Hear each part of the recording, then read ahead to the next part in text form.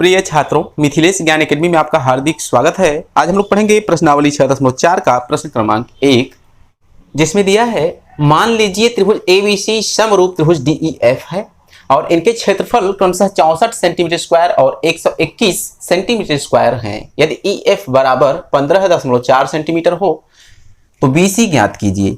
प्रश्न देखिए काफी छोटा सा है और प्रश्न को हल करने से पहले हम आपको एक बात बता दें कि यदि आपने प्रमेय 6.6 नहीं पढ़ा है तो आई बटन पर लिंक मिल जाएगा, क्लिक करके आप उसे देख लीजिए। उसके बाद ये क्वेश्चन आपको बहुत ही आसान लगने लगेगा।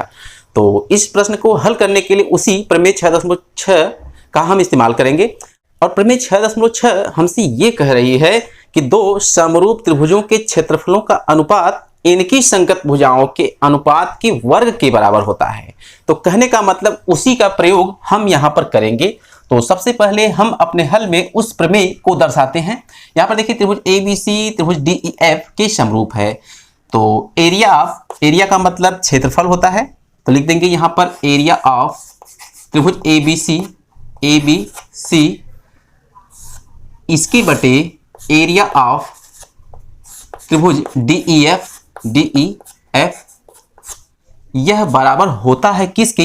इनकी संगत भुजाओं। और संगत भुजा को लिखने का तरीका कैसा है? जब फिगर नहीं रहेगा तो AB बटे DE लिख देंगे। ध्यान से देखिएगा, AB अपान DE यानी कि पहले दो, इसके बाद दूसरे दो यानी BC बटे EF ऐसा लिख देंगे। BC अपान EF ये लिखने का तरीका है, ये बराबर। अब पहला और आखिरी AC अपान इसमें पहला और आखिरी DF, तो ये बिना फिगर का लिखने का तरीका है। तो अब हम सबके ऊपर वर्ग लगा देंगे, ये रहा वर्ग, यही होता है, यही है प्रमेय 6.6। इसके बाद जब हमने इस प्रमेय को लिख लिया है, इसी का इस्तेमाल इसमें करेंगे और प्रश्न को हल करेंगे। तो अब इसका हम बायोडाटा बना लेते हैं। बायोडाटा का मतलब क्या हमें दिया है? कह रहा है कि इनके क्षेत्रफल क्रमशः 64 सेंटीमीटर स्क्वायर। तो क्रमशः का मतलब क्या हुआ कि जो 64 है वो त्रिभुज ABC का क्षेत्रफल है। ध्यान से देखिए, ABC पहले है और DEF बाद में है। यहां पर क्रमशः का इस्तेमाल किया गया है, इसका मतलब 64 सेंटीमीटर स्क्वायर त्रिभुज ABC का क्षेत्रफल है। तो हम बायोडाटा यहां पर बना रहे हैं, लिखेंगे एरिया ऑफ त्रिभुज ABC। ध्यान से देखिएगा, ABC बराबर 64 सेंटीमीटर स्क्वायर। इसके बाद दूसरा है एरिया ऑफ त्रिभुज DEF बराबर कितना है? 121 सेंटीमीटर स्क्वायर। ये बायोडाटा तैयार हो रहा है। आगे क्या दिया है?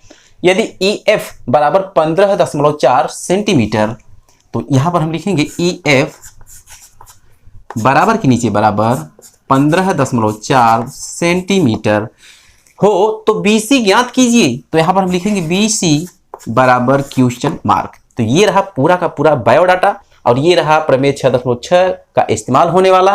तो हम यहां पर लिखेंगे अतः, अब देखिए ध्यान से, एरिया ऑफ त्रिभुज ABC के स्थान पर हम 64 लिखेंगे। ध्यान से देखिएगा, 64 फार्मूले को रख रहे हैं, अपन एरिया ऑफ त्रिभुज DEF के स्थान पर 121 सेंटीमीटर स्क्वायर रखेंगे। तो यहां पर 121 हो जाएगा। यह बराबर होगा किसके? यहां पर ध्यान से देखिए, AB बटे DE है, तो यहां पर दो भुजा दी गई है, वो देखते हैं किस अनुपात में पाई जा रही है। BC अपान EF है, तो शायद यही है जो हमें दिया गया है। तो BC और EF की बात की गई है, तो ये दूसरा अनुपात हम पकड़ लेंगे। तो BC बटे EF लिखेंगे, अर्थात BC तो हमें ज्ञात नहीं है, यही तो ज्ञात करना है। और EF 15.4 दिया गया है, तो यहाँ पर लिख देंगे 15.4।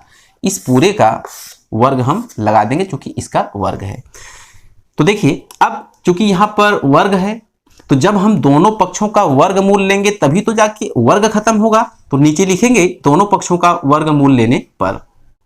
तो जब हम दोनों पक्षों का वर्गमूल लेंगे तो ये जो स्क्वायर है आके इधर वर्गमूल बना लेगा, अर्थात इसे हम करड़ी में 64 अपान 121 लिख सकते हैं और इधर हो जाएगा BC अपान 15.4 ऐसा हो जाएगा।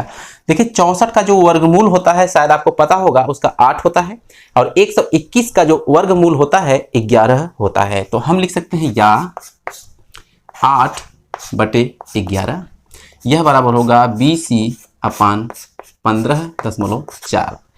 तो थोड़ा सा आगे हम समझ लेते हैं इधर। ये देखिए जो BC है यही छोड़ दीजिए, जो 15.4 है BC के साथ भाग दिया हुआ है, इसका मतलब 15.4 जाके 8 के साथ गुणा करेगा।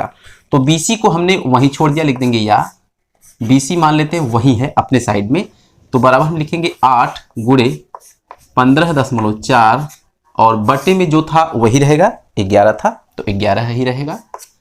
लिख देंगे फिर से या BC बराबर 8 का गुणा 4 में करेंगे तो 8 चौक 32, हासिल 3, 8 पचे 40 और 3 43, फिर हासिल 4, 8 एक 8 4 12।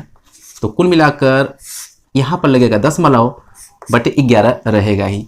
तो 123.2 बटे 11, अब हम 11 से इसमें भाग दे देंगे तो 11 अगर हम 121 होता है, यहाँ बचेगा 2 और 2 चला जाएगा इसके पास तो यहाँ बना देगा 22, तो दशमलव हम लगा देंगे और 11 दूना 22 कर देंगे, तो ये सेंटीमीटर में रहेगा क्योंकि एक भुजा है।